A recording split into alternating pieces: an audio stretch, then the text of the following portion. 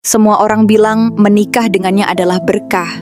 Aku resmi menjadi istri anak kiai, tapi kebahagiaan hanya bertahan sekejap. Malam-malamnya berubah mencekam. Bentakan menggantikan doa, dipaksa untuk berhubungan intim walau sedang haid, dan di balik pintu ada perempuan lain menunggu. Apakah ini benar jodoh yang dikirim Tuhan? Di sebuah desa kecil di Jember, berdiri pesantren Al-Hikmah, tempat ratusan santri menuntut ilmu agama. Pesantren ini dikenal dengan ajarannya yang kuat dalam membentuk akhlak dan kedisiplinan santri. Di antara orang-orang yang tinggal dan mengabdi di pesantren ini, ada 4 sosok utama yang memainkan peran penting dalam keseharian di dalamnya. Kiai Rohmat adalah pendiri sekaligus pemimpin pesantren.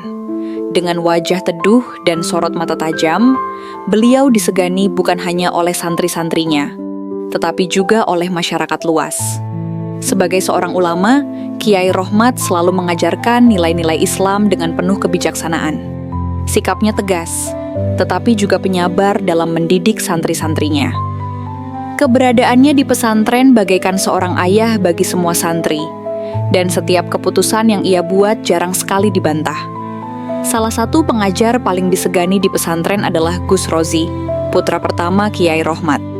Dengan ilmu agama yang luas dan tutur kata yang lembut, ia sering menjadi pusat perhatian di pesantren. Setiap santri menghormatinya, menganggapnya sebagai sosok yang cerdas dan penuh wibawa. Ia mengajar tafsir Al-Quran dan fikih, 2 mata pelajaran yang paling diminati santri. Setiap kali ia berdiri di depan kelas, suasana hening, semua santri memperhatikan dengan seksama. Bagi banyak orang, menjadi muridnya adalah suatu kehormatan. Di sisi lain, ada Ustadz Fatir, seorang guru pembimbing yang dikenal dengan ketegasan dan ketulusannya. Meskipun usianya sama dengan Gus Rozi, Ustadz Fatir memiliki cara mendidik yang berbeda. Ia lebih dekat dengan santri-santri, sering berbicara dan berbagi cerita dengan mereka di luar kelas. Ia tidak hanya mengajar, tetapi juga mendengarkan setiap keluh kesah mereka. Sikapnya yang ramah dan penuh perhatian membuatnya menjadi sosok yang dicintai, terutama oleh santri-santri yang merasa butuh bimbingan lebih dalam memahami agama maupun kehidupan. Dan di antara ratusan santriwati di pesantren itu, ada Syifa, seorang gadis sederhana yang dikenal sebagai santriwati yang cerdas dan tekun. Syifa berasal dari keluarga biasa, namun semangatnya dalam belajar agama sangat besar. Ia bercita-cita menjadi seorang pendidik, mengikuti jejak para ustadz dan ustadzah yang ia kagumi. Syifa dikenal ramah dan rendah hati, sehingga banyak teman-temannya menghormatinya. Setiap hari, ia selalu menjadi yang pertama tiba di kelas, duduk di barisan depan, mendengarkan setiap pelajaran dengan penuh perhatian. Hidup di pesantren tidaklah mudah. Setiap hari Syifa harus bangun sebelum subuh, mengikuti rutinitas yang sudah tertanam dalam dirinya sejak awal menjadi santriwati di pesantren Al-Hikmah. Saat azan subuh berkumandang, Syifa membuka matanya. Udara pagi yang sejuk menyelimuti asrama santriwati. Tanpa menunda, ia segera bangkit, merapikan mukena, lalu bergegas menuju tempat wudhu bersama teman-temannya. Setelah sholat berjamaah di masjid pesantren, Syifa mengikuti kegiatan mudarasah, di mana para santri membaca Al-Quran secara berkelompok. Ia duduk bersila dengan mushaf di tangannya, suaranya lembut dan jelas saat melantunkan ayat-ayat suci. Setiap pagi, kegiatan ini selalu menjadi momen yang ia nantikan, karena di saat inilah hatinya terasa paling tenang. Setelah mudarasah, para santri kembali ke asrama untuk bersiap-siap mengikuti pelajaran. Syifa selalu memastikan dirinya rapi sebelum pergi ke kelas. Ia mengenakan seragam pesantren, gamis panjang dengan kerudung lebar yang menutupi dada. Wajahnya bersih tanpa riasan, namun matanya memancarkan semangat. Di kelas, Syifa dikenal sebagai santriwati yang serius dalam belajar. Ia selalu mencatat setiap penjelasan ustadz dan tak segan bertanya jika ada yang tidak ia mengerti. Salah satu mata pelajaran yang paling ia sukai adalah tafsir Al-Quran, yang diajarkan oleh Gus Rozi. Setiap kali Gus Rozi mengajar, suasana kelas menjadi lebih hidup. Cara bicaranya yang tenang dan penuh ilmu membuat para santri, termasuk Syifa, terpesona. Siang harinya, setelah belajar, Syifa dan teman-temannya makan siang di dapur pesantren. Menu sederhana seperti nasi, sayur, dan tempe goreng sudah cukup baginya. Ia terbiasa hidup sederhana dan tidak banyak menuntut. Sore hari, Syifa mengikuti halaqah, kajian khusus untuk para santriwati yang dibimbing oleh Ustadz Fatir. Ia selalu menikmati kajian ini, karena selain belajar, ia juga bisa berdiskusi lebih dalam tentang kehidupan dan makna ajaran Islam dalam praktik sehari-hari. Ustadz Fatir sering memberikan nasihat yang mendalam, membuat banyak santri merasa nyaman berbagi cerita dengannya. Malam hari di pesantren adalah waktu yang hening. Setelah sholat Isya berjamaah, Syifa kembali ke asrama, mengulang hafalan Al-Qur'annya sebelum tidur. Baginya, hidup di pesantren adalah jalan menuju ridho Allah, dan ia selalu bersyukur bisa berada di tempat ini. Namun tanpa ia sadari, kehidupan yang damai ini perlahan akan berubah.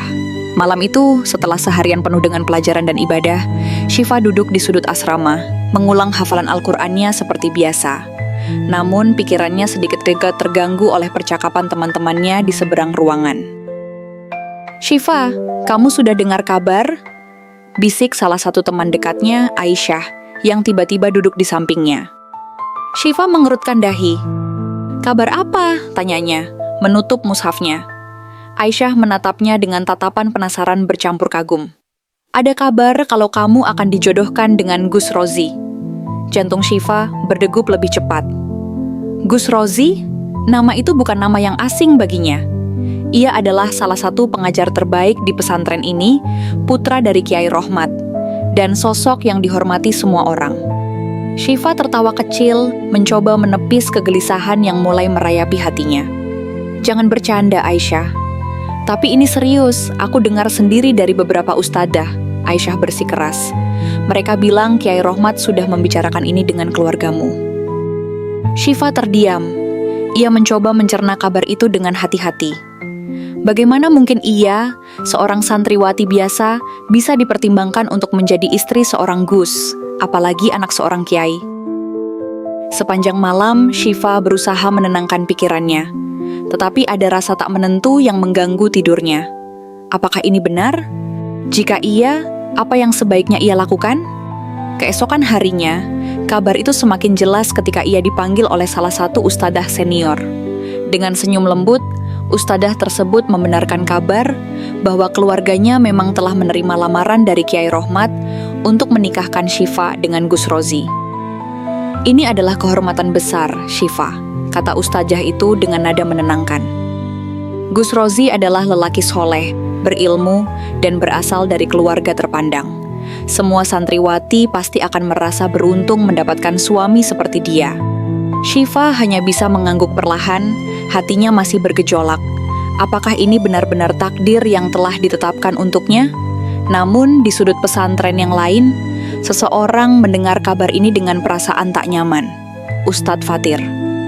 Tatapannya berubah serius, rahangnya mengeras. Ia tahu sesuatu yang tak diketahui Syifa. Sesuatu yang bisa menghancurkan gadis itu jika ia tetap menerima pernikahan ini. Dan ia tak akan tinggal diam. Setelah kabar perjodohan itu menyebar, suasana di pesantren mulai berubah bagi Syifa. Beberapa santriwati mulai berbisik-bisik setiap kali ia lewat.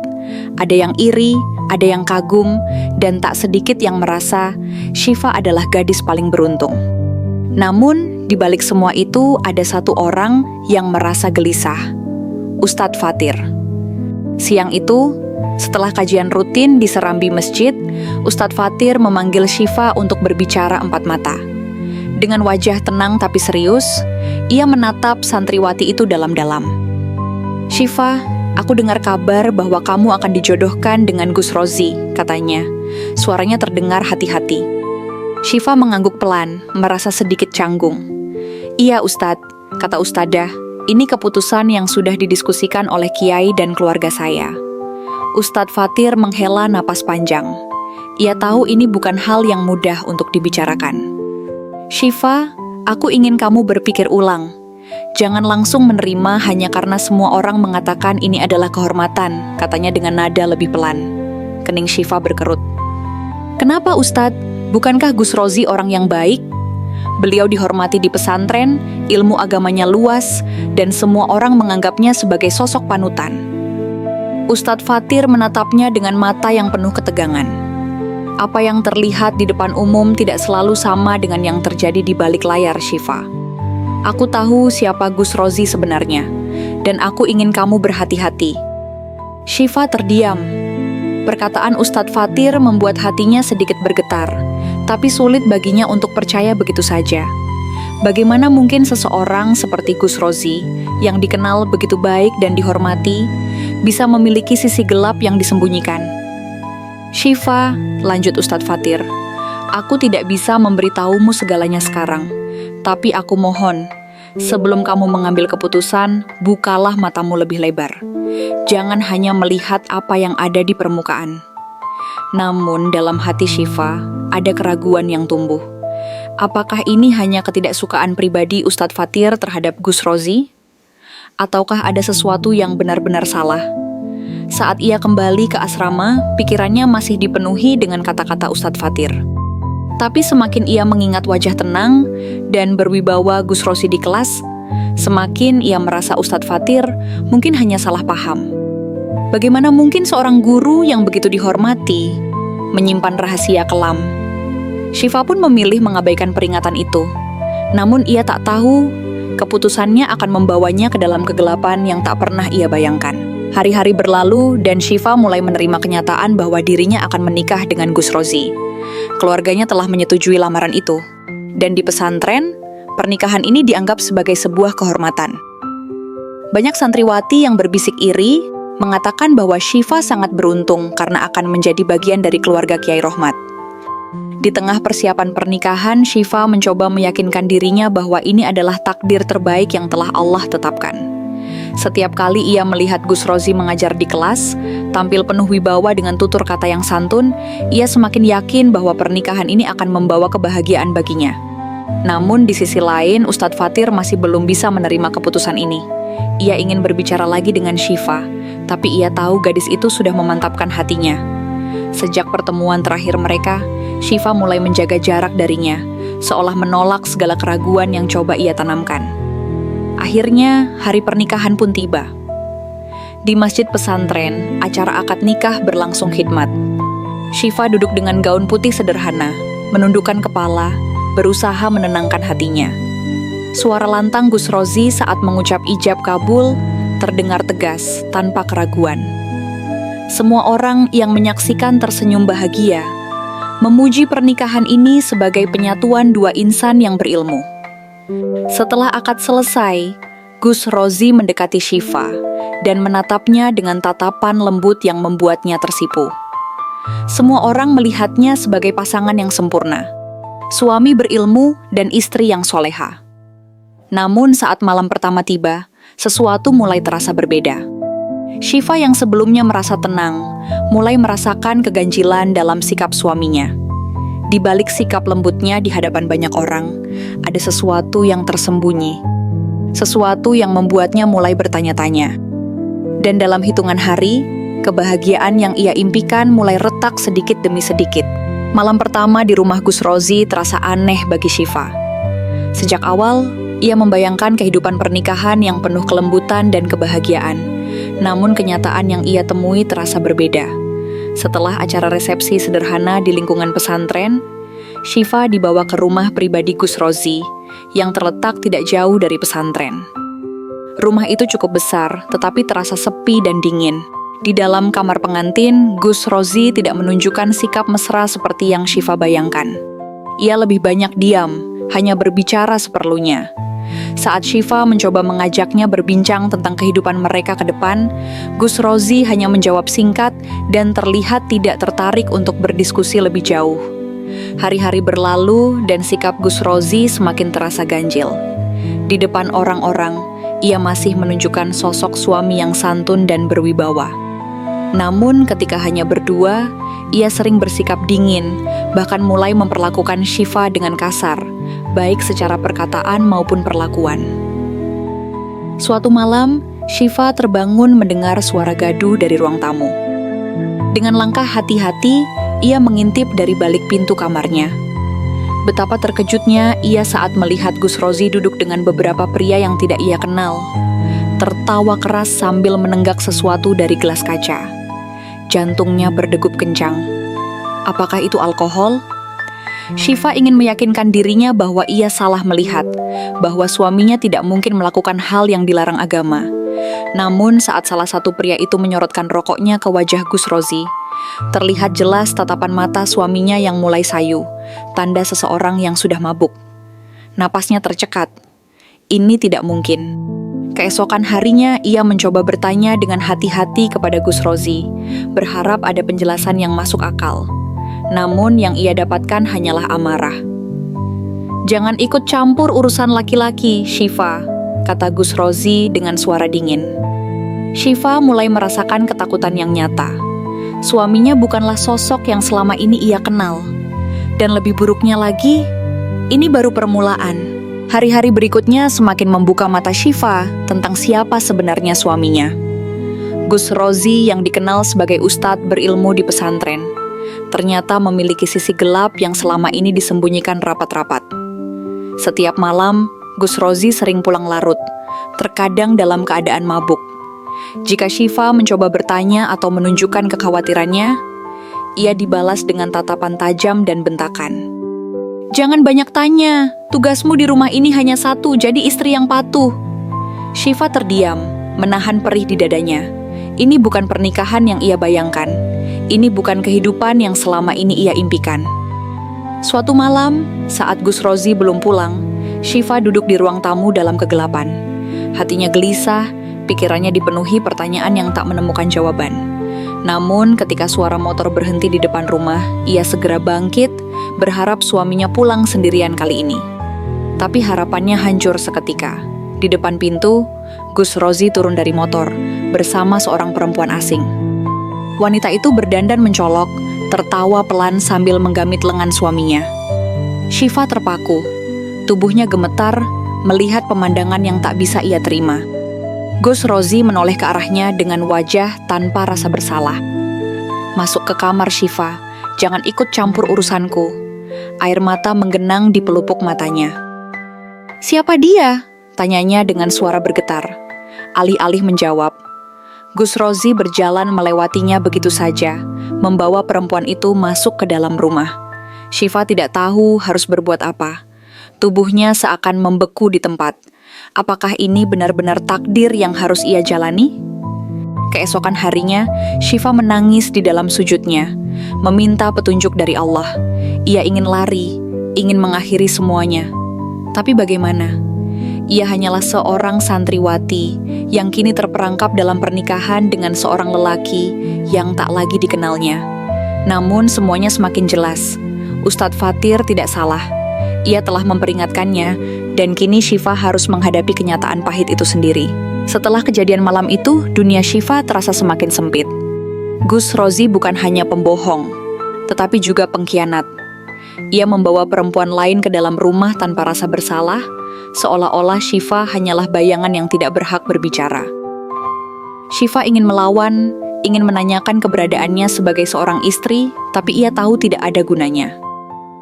Setiap pertanyaannya hanya dibalas dengan bentakan, setiap keluhannya diabaikan. Gus Rozi selalu punya alasan, bahwa ia laki-laki, bahwa Syifa harus tunduk, bahwa urusan suami bukan untuk dipertanyakan istri. Hari-harinya berubah menjadi ketakutan. Setiap kali suaminya pulang larut, ia takut akan apa yang akan terjadi. Jika Gus Rozi sedang dalam suasana hati buruk, ia akan melampiaskan kekesalannya dengan membentak, menggebrak meja, bahkan sesekali mendorong Syifa hingga terjatuh. Tidak ada yang bisa ia lakukan selain menahan tangis dan berharap esok hari akan lebih baik. Namun esok hari tak pernah lebih baik. Satu-satunya tempat di mana ia merasa sedikit tenang adalah masjid pesantren. Setiap pagi ia menyempatkan diri untuk duduk lebih lama di sana, mencari kedamaian di antara lembaran Al-Quran. Namun bahkan itu pun terasa percuma.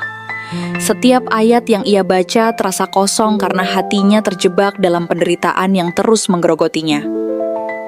Hingga suatu hari, Ustadz Fatir kembali datang dengan tatapan penuh keprihatinan. Mereka bertemu secara tidak sengaja di serambi pesantren. Syifa, yang wajahnya semakin pucat dan tubuhnya tampak lebih kurus, hanya bisa menunduk saat Ustadz Fatir berdiri di hadapannya. "Syifa," panggilnya pelan. Gadis itu tetap diam. Bagaimana ia bisa mengakui bahwa dirinya telah salah? Bagaimana ia bisa mengatakan bahwa ia ingin lari dari pernikahan ini, tapi tak tahu kemana harus pergi? Namun Ustadz Fatir melihat semua jawaban itu di dalam sorot matanya. "Aku tahu semuanya," kata Ustadz Fatir dengan suara yang lebih dalam. "Dan aku tidak akan membiarkanmu terus hidup dalam penderitaan ini." Untuk pertama kalinya sejak menikah, Syifa merasakan sesuatu yang telah lama hilang. Harapan. Namun keluar dari jerat ini tidak akan semudah yang ia bayangkan. Malam itu, Syifa sudah memantapkan hatinya. Setelah beberapa waktu menahan diri dan berharap keadaan berubah, ia akhirnya sadar, pernikahan ini bukan berkah, melainkan hukuman yang tak pernah ia duga. Dengan hati-hati, ia menunggu hingga suasana sedikit tenang. Setelah makan malam yang dingin tanpa percakapan, ia mengumpulkan keberanian untuk berbicara. "Gus," suara Syifa nyaris berbisik, tubuhnya tegang. Gus Rozi yang tengah duduk di kursi dengan tatapan kosong, mengangkat alisnya malas. "Aku ingin pulang ke rumah orang tuaku," lanjut Syifa pelan, berusaha menjaga nadanya agar tidak terdengar menantang. Sejenak, hening. Lalu tawa sinis keluar dari bibir Gus Rozi. "Pulang?" Ia menatapnya dengan sorot mata tajam. "Apa maksudmu? Kau ingin meninggalkan aku?" Syifa menggigit bibirnya, menundukkan kepala. "Aku merasa tidak sanggup, Gus. Aku hanya ingin pulang sebentar." Namun, sebelum ia bisa menyelesaikan kalimatnya, Gus Rozi menghentakkan gelas ke meja dengan keras, membuat Syifa tersentak. "Kau pikir pernikahan ini? Kan ini mainan?" Suaranya naik penuh amarah. "Baru sebentar jadi istriku, sudah ingin kabur?" Syifa menelan ludah, mencoba menenangkan diri. "Aku hanya ingin menemui orang tuaku sebentar saja." Gus Rozi berdiri dari kursinya, melangkah mendekatinya dengan tatapan yang berubah dingin. Senyum miring tersungging di bibirnya, namun matanya berkilat penuh kemarahan. "Bilang saja kalau kau ingin bermain denganku," gumamnya. Suaranya rendah tapi mengancam. Seketika, darah Syifa berdesir dingin. Ada sesuatu dalam nada suaminya yang membuat bulu kuduknya meremang. Tanpa sempat bereaksi, Gus Rozi mencengkram lengannya dan mendorongnya ke ranjang. "Enggak, tolong!" Suara Syifa bergetar. Ia mencoba beringsut mundur, tapi cengkeraman suaminya terlalu kuat. "Jangan sok suci, Syifa," desis Gus Rozi, wajahnya mendekat.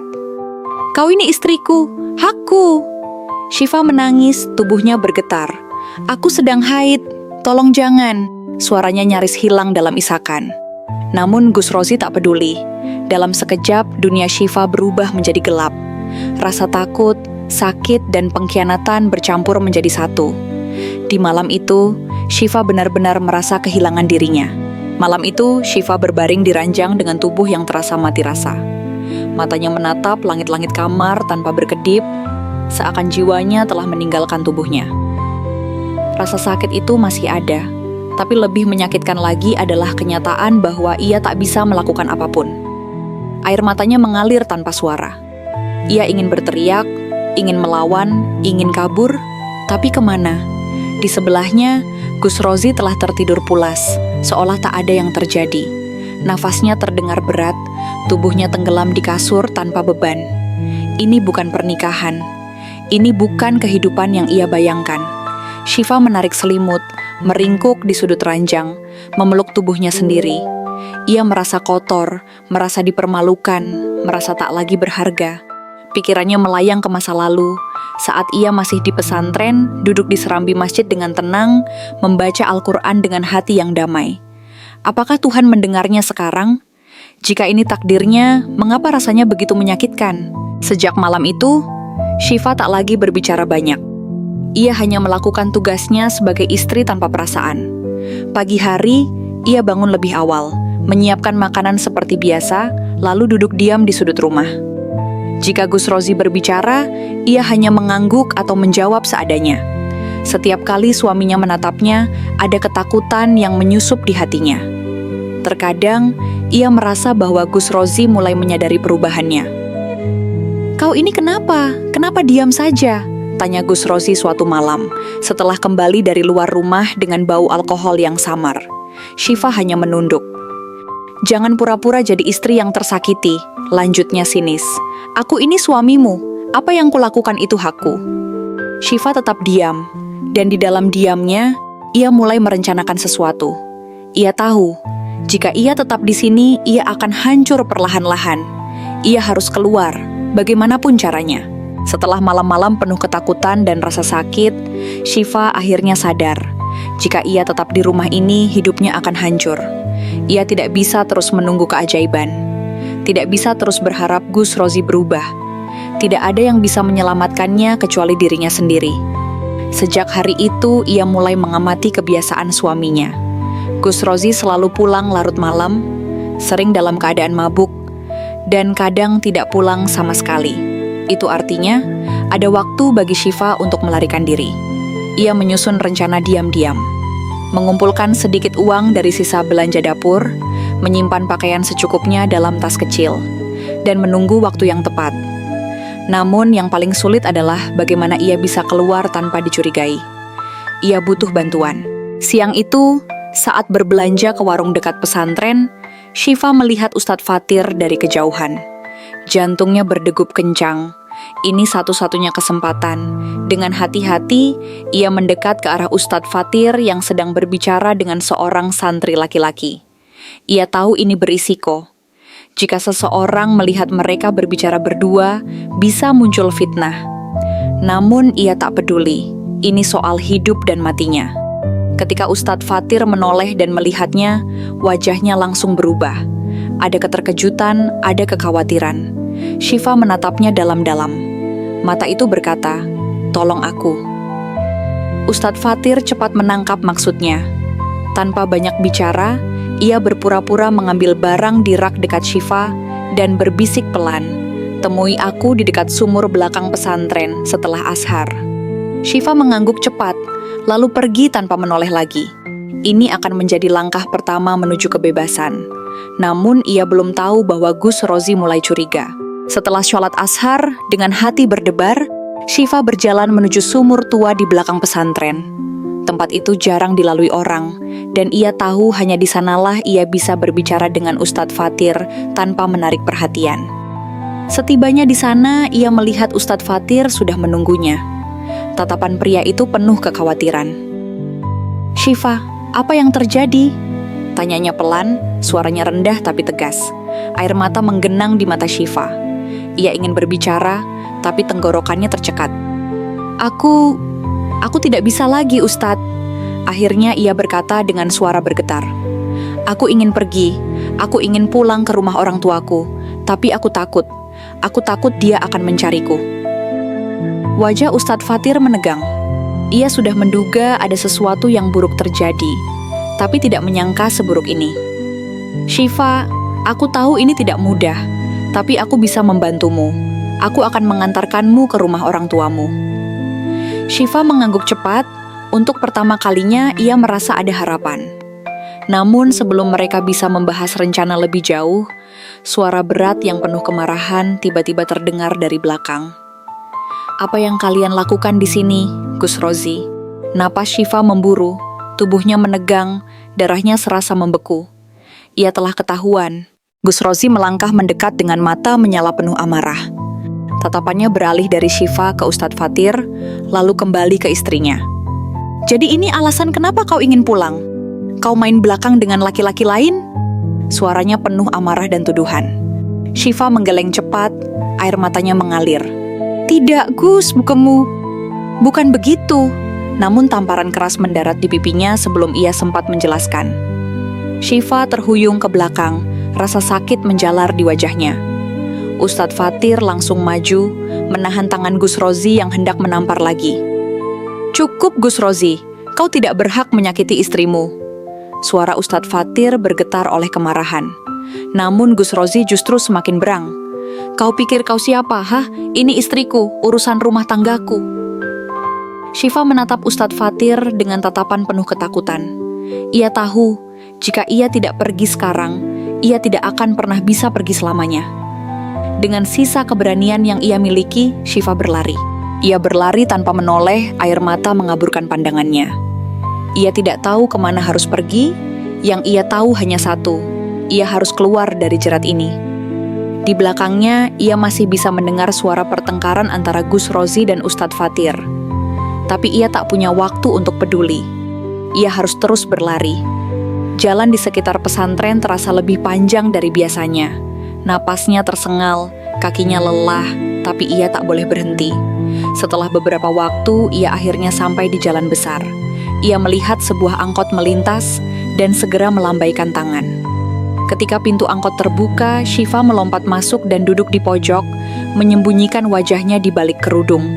Baru saat itulah ia sadar, ia berhasil kabur. Namun ia tahu, Gus Rozi tidak akan diam begitu saja. Di dalam angkot yang berguncang pelan, Syifa duduk di pojok, menggenggam tas kecilnya erat-erat. Napasnya masih memburu, tubuhnya masih gemetar. Ia menatap keluar jendela. Matanya terus mencari apakah ada motor Gus Rozi yang mengejarnya.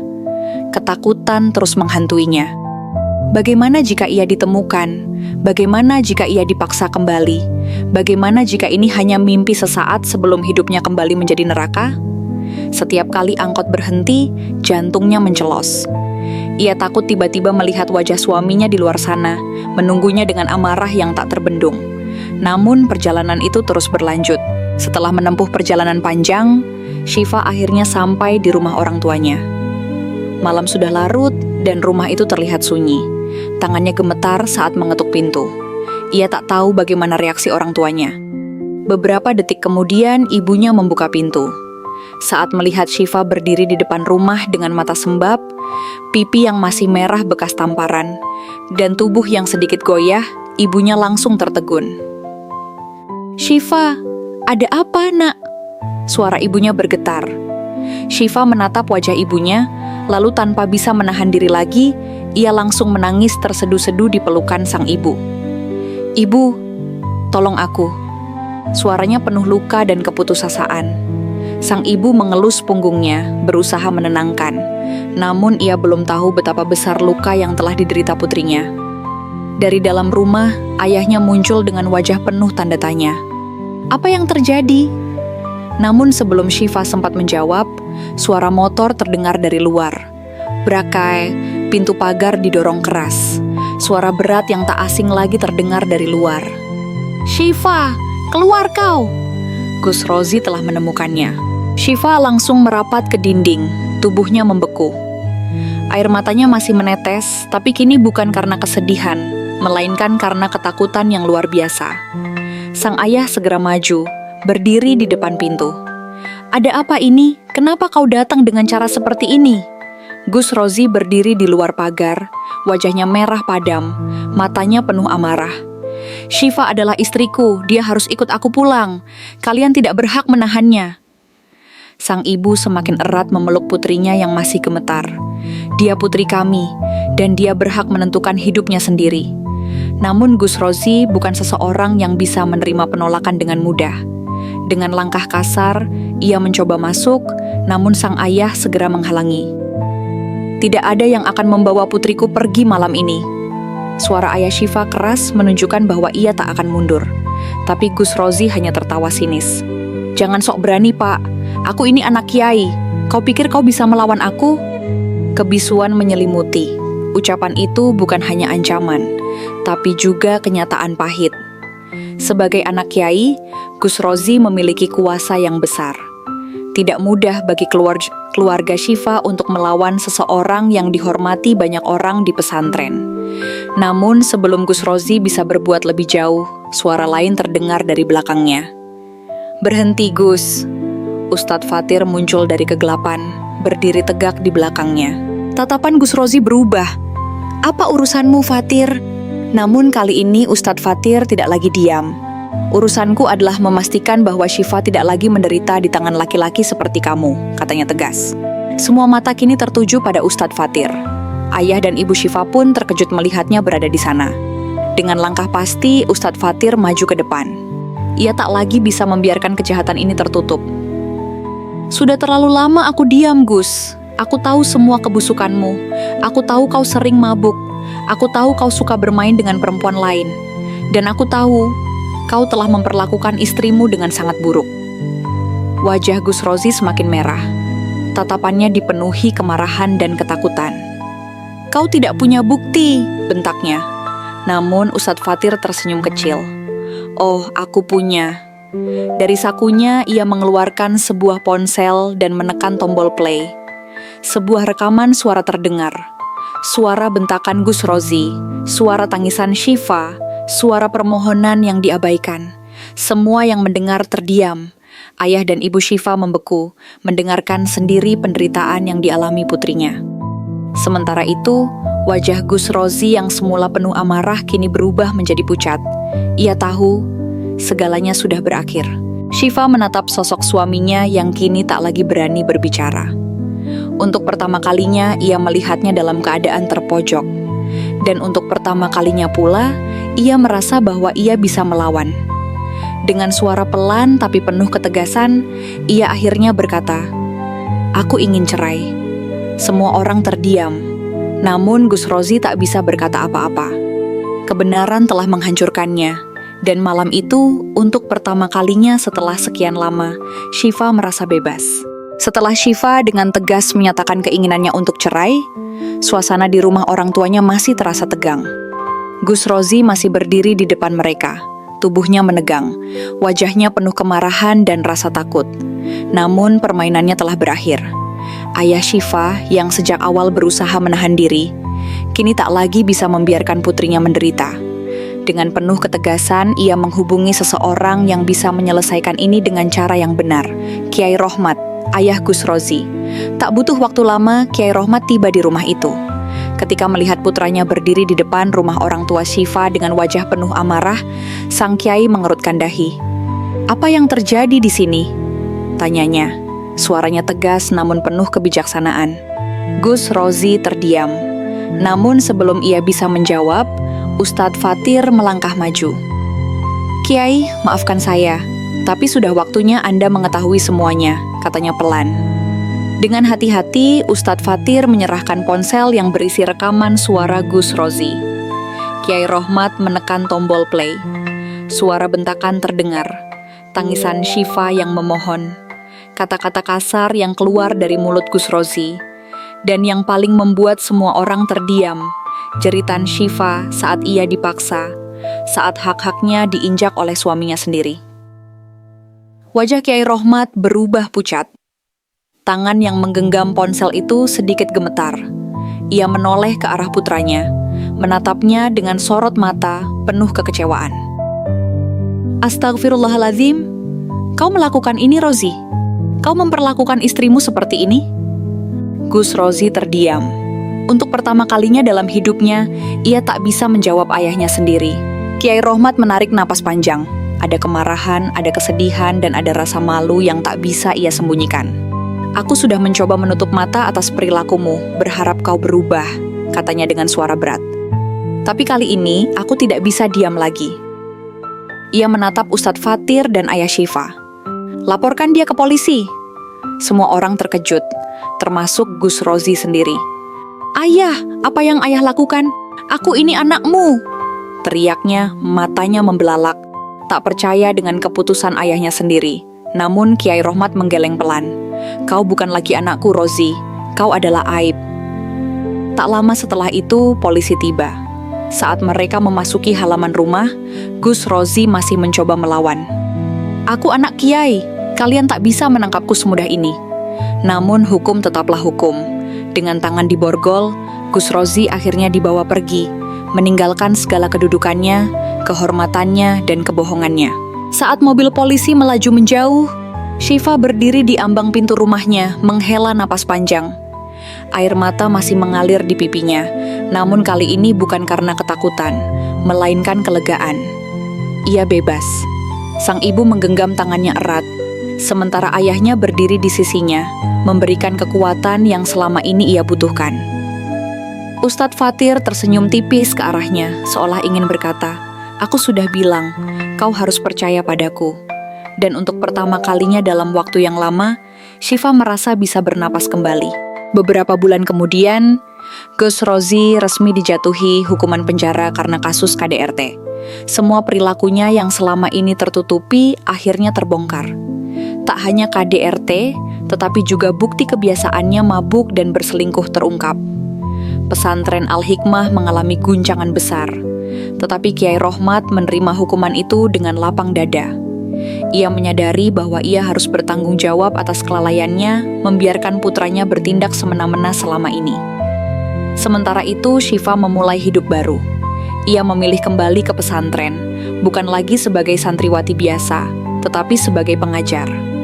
Ia ingin menggunakan kisah hidupnya sebagai pelajaran bagi perempuan lain, bahwa pernikahan bukan tentang status, bukan tentang kata orang, tetapi tentang hak dan martabat yang harus diperjuangkan. Dan kali ini, ia tak lagi takut. Terima kasih sudah menyimak kisah ini. Jika kamu punya pendapat, tulis di kolom komentar ya. Jangan lupa like and subscribe, supaya kalian nggak ketinggalan cerita nyata lainnya. Dan kalau kalian suka kisah ini, aku yakin kalian juga bakal tertarik dengan video lainnya. Klik di sini dan tonton sekarang. Sampai jumpa di cerita berikutnya. Karenanya, kenyataan sering lebih mengejutkan dari yang kita duga.